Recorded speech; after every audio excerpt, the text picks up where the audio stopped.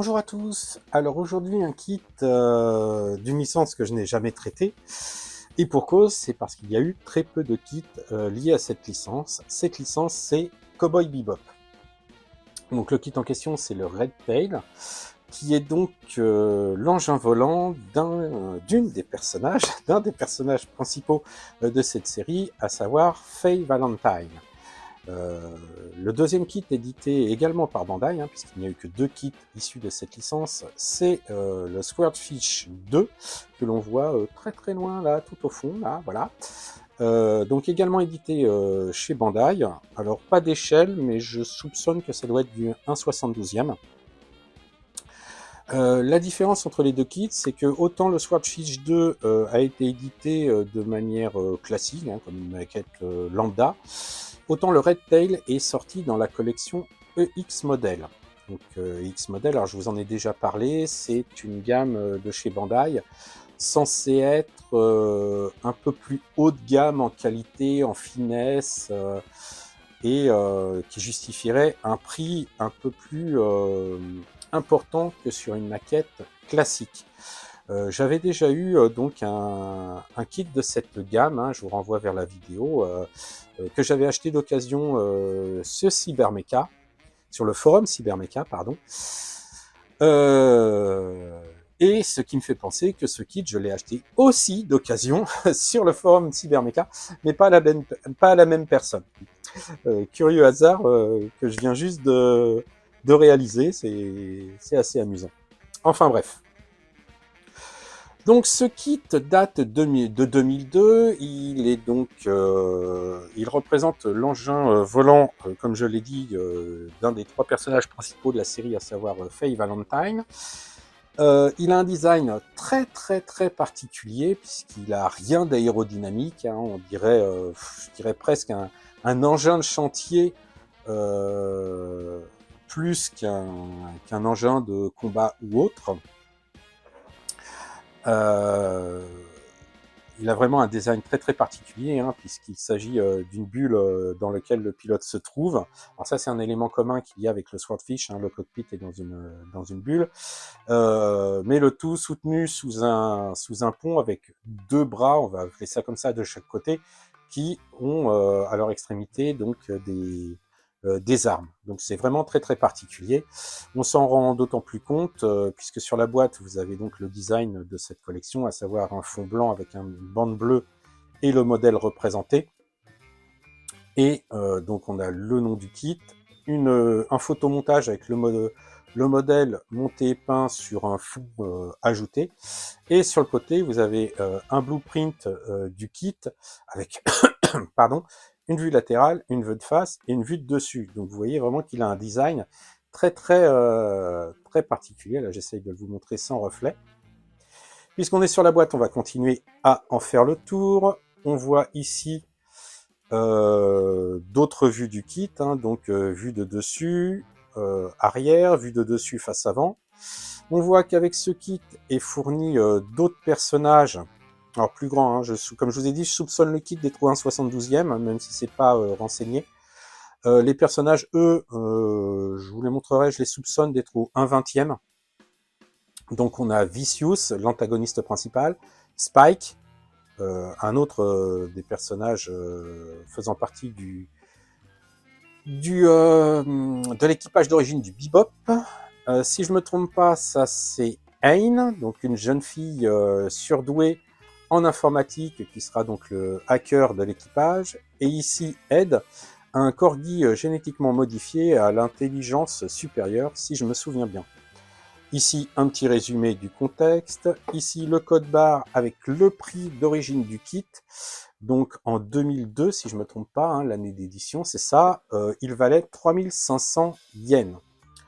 Au cours d'aujourd'hui, 3500 yens, ça fait à peu près 21 €. Voilà, peu de choses près, 21 €. Je pense qu'on était plus proche des 28-30 € à l'époque. Là, on a encore de l'autre côté une vue latérale du kit, comme vous voyez, et un peu de poussière. Ici, d'autres photos du modèle fini. Alors ici, posé à côté du Swordfish 2.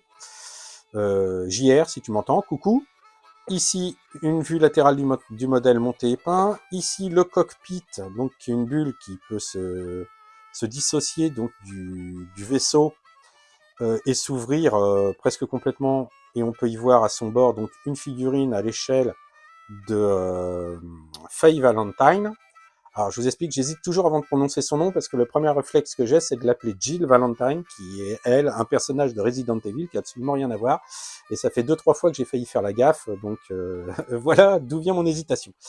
Et ici, une vue de face, donc toujours monté et peint, du modèle terminé.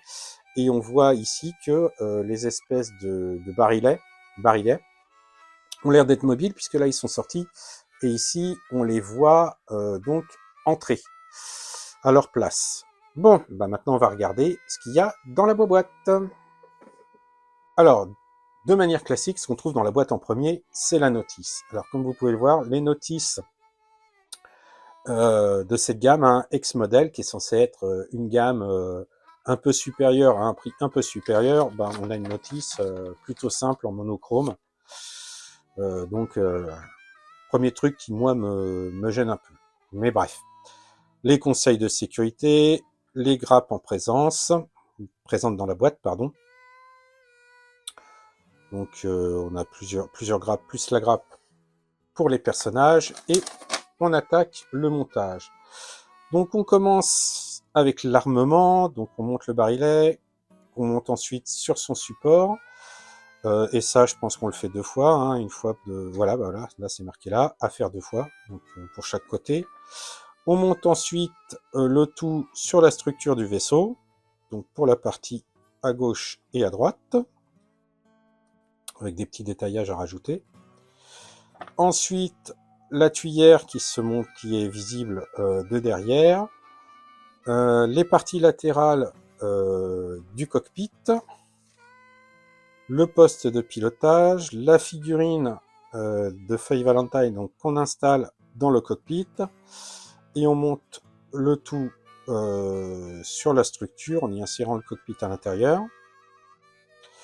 On fait ensuite la partie supérieure, donc avec alors ici, alors je le sais déjà parce que j'ai vu la boîte, mais il y a des stickers à poser avant d'assembler les différentes parties. Donc on assemble les parties supérieures, la structure là, et on y bloque donc le poste de pilotage. Sur une autre partie supérieure, on fixe le moteur ainsi que les 2 bandes qui représentent les circuits d'alimentation munitions des armes de chaque côté. On monte ensuite tous les sous-éléments qu'on a montés précédemment, donc les 2 parties latérales avec les armements, le poste de pilotage avec le support et la traverse avec le moteur et donc le système d'alimentation de munitions. Et ensuite, a priori ça nous dit qu'il faut retirer une pièce pour pouvoir ensuite insérer le vaisseau sur son support. Ici on a le plan de montage des personnages, donc Spike, Vicious qui a l'air en 2 parties, Ed qui a priori a l'air en 2 parties, mais il y a un truc bizarre quand même, puisque là, Spike en une partie, là j'ai C1, Vicious en 2 parties, j'ai C2, C3, et Ed, que je vois en 2 parties, je vois C6, C11, C12. Donc soit il y a une partie qu'on voit pas, soit il y a un truc, je sais pas. Et Ain, bah là c'est pareil, on a l'impression que c'est en 2 parties, à savoir le personnage et le sac à dos. Mais je vois C7, C10, C9, C8. Donc ça serait en 1, 2, 3, 4 parties. Donc là, attendez, Vicious c'est une partie claire, partie foncée pour 2 parties. Et là j'ai une partie claire, une partie foncée, une autre partie claire. Donc oui, il y a peut-être 4 pièces là. Bah, le mieux pour en être sûr, c'est de regarder. Alors, au niveau des pièces, je vais essayer, si c'est possible, de vous présenter tout ça sans sortir des sachets. Alors, on va commencer par cette grappe. qui est donc d'un violet. Bah, d'ailleurs, ça me fait penser à un truc. On va revenir un petit peu en arrière au niveau de la notice. Parce que, eh ben, c'est bien ce qui me semblait, il n'y a aucun plan concernant la mise en peinture des différents éléments. Alors, ouais, alors de mémoire, ça, c'est la liste des peintures à utiliser, hein. Je vois des pourcentages, donc ça doit être des mélanges. Donc, à mon avis, si ça ressemble à d'autres notices que j'ai déjà vues, là, on a la liste des éléments, mais genre carénage principal, armement, cockpit intérieur, rouge du personnage, enfin ce genre de trucs, donc pas très détaillé. Et ici, vous avez les couleurs et les mélanges à utiliser. Mais par contre, ouais, il n'y a rien dans la boîte, il n'y a pas de plan ou d'image de référence, mis à part les photos que je vous ai présentées sur la boîte. C'est un peu léger pour un kit soi-disant haut de gamme. Donc on va reprendre notre revue des pièces. Ah bah, là justement, les stickers dont je vous parlais tout à l'heure, donc qui ont l'air de se poser, bah je sais pas où. Ah si, là, voilà, à cet endroit-là, là. Voilà, ça correspond à la forme qu'on a là. C'est bien ça. Donc les stickers en métallique, donc pas top, hein, ça va être clair et net, ça va être, en plus ça n'a pas l'air d'être compliqué, ça sera remplacé par de la peinture.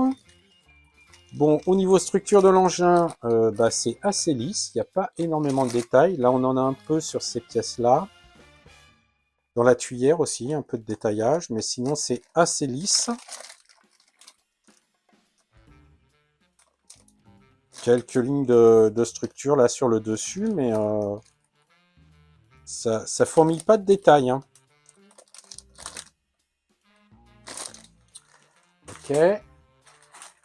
Maintenant, au niveau des éléments latéraux, pour l'armement, bah, deux grappes identiques, pardon, je bafouille. Donc ouais, il y a quelques détails, quelques lignes de structure, donc on pourra faire un jus pour rehausser un peu tout ça, mais c'est pas la folie, hein, c'est sympa, c'est pas moche, hein, attention, hein, mais 3500 €, n'importe quoi, 3500 yens, je le rappelle, hein, kit soi-disant, dire de gamme supérieure. Et ensuite, on a donc les éléments légèrement fumés, translucides pour le cockpit. Je vois que les montants là seront à peindre, hein, ils sont moulés. Et donc la grappe avec les personnages. Donc est-ce que... Ouais, d'accord. C'est du plastique mou. Donc Spike, ça va. Niveau détail, c'est bon. Vicious, c'est sympa. Par contre, ouais, ce qui est horrible à travailler sur ce genre de plastique mou, c'est tout ce qui est ligne de moulage à estomper, à poncer. C'est infernal. C'est vraiment infernal à faire. Le personnage, donc le pilote, Faye Valentine, donc au 1,72.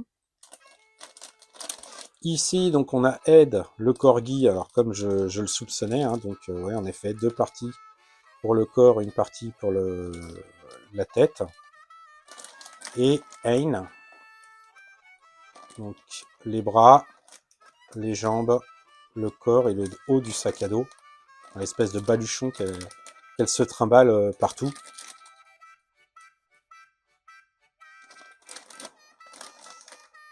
Donc voilà pour ce kit. Alors, bah, je sens que je vais m'amuser, j'ai hâte de le faire. Alors, la première difficulté que j'ai rencontrée, vous vous en doutez, c'est au niveau des couleurs, parce que bah, en image de référence, bah, voilà, j'ai ça. Donc même s'il est photographié sous tous les angles, c'est un peu just. Et l'autre problème que j'ai un peu avec ce kit, on verra une fois qu'il est fini, hein, mais est-ce que ça vaut vraiment 3500 yens? Alors moi, je l'ai acheté d'occasion, donc et je me souviens vraiment pas le prix, je vais vous avouer, je m'en souviens pas du tout, mais c'est clair et net que j'ai pas mis ce prix-là. Mais là, je crois que Bandai, quand ils ont sorti ce kit-là, ils ont craqué. Ils ont craqué. Il faudrait que je retrouve le prix du Swordfish 2. L'idéal pour que je retrouve le prix, ce serait d'avoir la boîte. Donc si quelqu'un, alors je pense à une personne en particulier, voudrait me le revendre, je suis assez preneur. Mais plaisanteries mises à part, je crois que pour un kit, je pense qu'il y a plus de pièces, il était moins cher. À vérifier, mais je pense que le kit est, alors, pour l'avoir vu fini en réel, hein, je l'ai vu sur un salon, le kit est très sympa, il est très bien terminé, il a beaucoup de détails, et je crois qu'il est moins cher. Donc là, je pense que franchement, Bandai, ils ont craqué lorsqu'ils ont sorti ce kit. Je sais pas s'il a été réédité depuis, hein, puisque c'est censé être également des éditions limitées. C'est une des raisons pour lesquelles, quand j'ai trouvé l'occasion, je l'ai pris. Hein. D'abord, le design me plaît beaucoup, et puis c'est pas un kit très commun, très facile à trouver. Même si je l'ai vu sur Vinted une ou deux fois. Enfin bref, j'ai hâte de m'y mettre, et je vous montrerai le résultat dès que ça sera fait.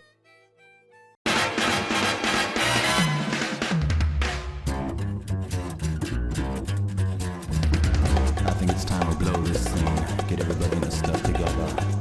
Okay, 3, 2, 1, let's jam.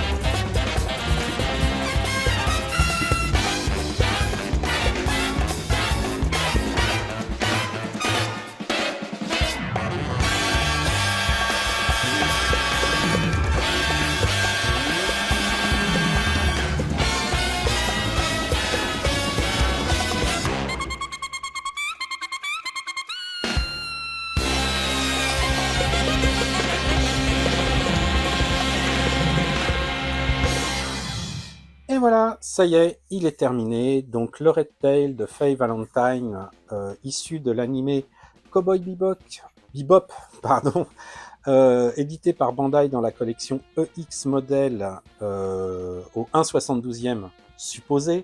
Je l'ai enfin fini.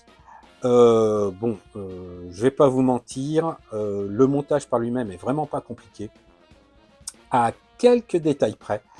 Là où je me suis vraiment amusé, ça a été de faire tout ce qui est weathering et tous les effets un peu de peinture sur ce kit. Allez, hop, on arrête le petit tourniquet, hein, histoire de vous présenter ça un peu plus en détail. Alors, tout d'abord le montage. Alors le montage dans son ensemble, il n'y avait pas pléthore de pièces, hein, donc c'était pas super difficile. Par contre, des gros problèmes d'ajustement au niveau des pièces, notamment la partie arrière, là, je vais essayer de vous montrer ça, là, au niveau de la tuyère, là, donc vous avez la partie grise qui se raccorde à l'autre partie, hein, donc avec les éléments qui font qu'elle se sertissent sur la partie violette, qui sont donc en deux parties, et rien ne correspondait. C'était même pas la même épaisseur d'un côté et de l'autre. Donc là, pas mal de boulot au niveau putty et ponçage, et également les deux blocs là de chaque côté, qui sont donc en deux moitiés, hein, bien évidemment. Ça s'ajustait pas du tout, ça tombait pas l'un en face de l'autre. Donc là, pareil, ponçage, putty et reponçage pour essayer d'obtenir quelque chose de correct. Donc là, j'ai eu quand même pas mal de travail sur ces pièces-là. Mais sinon, aussi, la queue rouge, un red tail, ici, donc, qui est en deux parties, hein, dessus-dessous, Et là, à l'intérieur, on avait une énorme ligne de collage qui est pareil, hein, n'était pas l'une en face de l'autre. Alors je pense que là, Bandai s'était pas cassé la tête parce que normalement à cet endroit-là, ils préconisent un stickers qui aurait masqué la ligne de collage. Mais moi, comme j'étais parti sur l'optique de toute manière de repeindre, là c'était vraiment trop difficile et trop galère à poncer, donc j'ai carrément mis un morceau de carte plastique ici pour masquer le collage. Donc c'est pas tip top, hein, j'aurais aimé que ça rende un peu mieux, mais bon, ça fait le taf, hein, c'est un peu ce qu'on lui demande. Sinon, le reste, alors vous allez me dire, le reste, il reste pas grand chose, hein. Bah oui, il reste le dessus là, mais bon, il n'y avait pas de ligne de collage parce qu'en fait, ils s'emboîtaient pas juste l'un sur l'autre, mais il y en a un qui mordait par-dessus l'autre, donc pas de souci de ce côté-là. Et pour ce qui est des canons de chaque côté, bah là, franchement, j'ai pas été embêté que ce soit cette partie-là, hein, les supports là, ou même cette partie-là. J'ai vraiment pas été embêté en fait, hein, j'ai juste mis une bonne dose de colle, pressé suffisamment fort, ce qui crée un bourrelet sur la ligne de collage. On passe un coup d'exacto pour retirer le plus gros et ensuite on finit le tout avec un ponçage progressif, hein. On part d'un grain assez important, 400 ou 600, et on monte comme ça jusqu'à 1000, 1200, et après la ligne est complètement estompée. Là-dessus, j'ai vraiment pas eu de gros problèmes au niveau de l'assemblage. Concernant la peinture, bah, je me suis basé sur les préconisations que j'ai traduites de la notice, préconisations qui se sont avérées pas terribles. Au final, j'ai pris un autre gris qui paraissait mieux, hein. Le gris qui était fou, qu'ils avaient conseillé était très foncé. Et pour ce qui est du mélange, pour donner l'espèce de teinte violacée là, du fuselage, bah, en fait, une fois que j'ai fait le mélange, et croyez-moi, je suis vraiment pointilleux à la goutte près, c'était beaucoup plus foncé que ça. J'ai dû doubler la dose de blanc pour obtenir cette teinte qui est elle-même encore plus foncée que les photos de référence qu'il y avait sur la boîte. Mais au final, je me suis dit qu'avec le weathering et autres, ça rendait pas mal. Et puis de toute manière, moi, je la trouve sympa comme ça.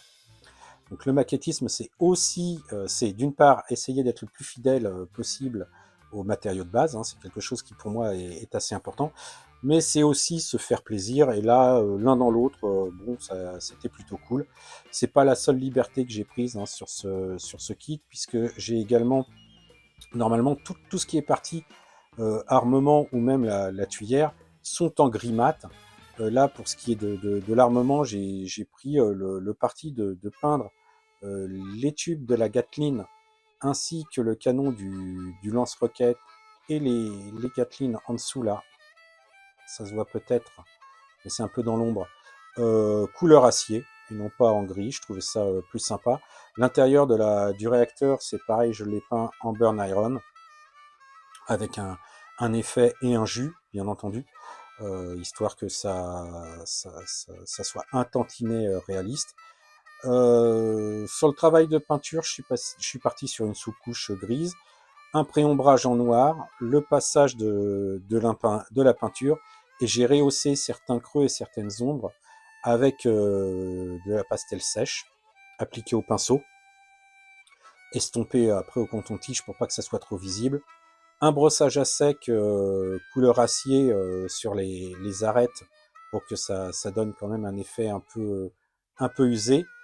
Et puis un coup de vernis, alors du clear, ça donne un effet satiné puisque la peinture était mate à la base.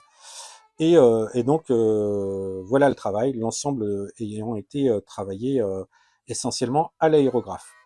La partie que j'ai fait au pinceau, bien entendu, hop, on décroche, c'est donc le cockpit. Donc si les grosses parties que vous avez là, ainsi que l'arrière, bien évidemment, je les ai fait à l'aérographe pour avoir cet effet donc d'ombrage. Tous les montants ont été peints au pinceau. Alors c'est assez paradoxal parce que j'aime pas le travail au pinceau, mais par contre j'adore faire du travail de précision comme ça. Et en parlant de travail de précision, hop, vous avez, voilà, donc le cockpit avec la belle Faye j'ai encore failli gaffer, Faye Valentine, donc aux commandes de son engin. Donc voilà, assez sympa. Alors, j'ai pas repeint les parties transparentes du cockpit parce que j'avais peur que ça... Déjà qu'il était translucide et non pas transparent, et j'avais peur que ça les opacifie encore plus. Hop, voilà, c'est remonté, et le remettre en place. C'est très simple. Ça s'emboîte sans difficulté. Voilà. Donc assez sympa, ce qui permet donc de pas le condamner fermé ou d'être obligé de le laisser ouvert. Vraiment là, le système est assez bien pensé, hein, puisque c'est juste le cockpit qui est très légèrement plus large que son support, donc il force un petit peu et il tient tout seul. Après, j'irai pas jusqu'à secouer le kit, je pense que ça finirait par tomber, mais c'est assez sympa. Voilà, donc c'est tout ce que j'avais à dire sur ce kit. Ah non, c'est pas tout ce que j'avais à dire sur ce kit, parce qu'il y a un autre point négatif, c'est le support. Voilà, le support, hein, je vais vous le montrer. Donc il est énorme, disproportionné par rapport au kit, vraiment pas gracieux. Donc je l'ai peint en aluminium mat et j'ai fait un petit travail d'ombrage à la pastel également pour que ça soit cohérent avec le reste du kit. Mais c'est vraiment pas terrible. Bon, l'avantage c'est qu'il n'est pas définitif, hein. Je peux déboîter le kit du support et j'ai la pièce, le cache qui permet d'obstruer le trou qui permet d'accrocher l'engin sur son support. Donc à tout moment je peux changer d'avis et mettre un autre support. Pour l'instant j'avais pas vraiment d'idée, c'est pour ça que j'ai laissé celui-là en attendant. Je ne perds pas espoir également un jour d'avoir le Swordfish 2 de l'ami Spike.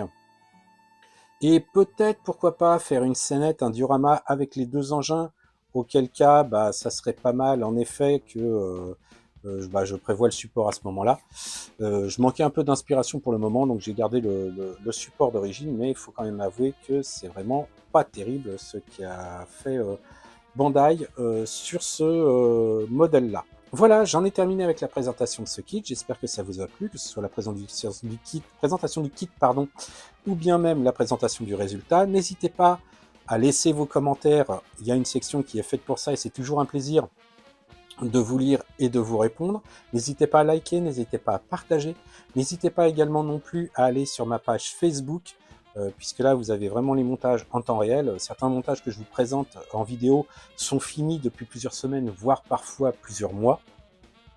Donc n'hésitez pas à aller jeter un coup d'œil si ce que je fais vous intéresse.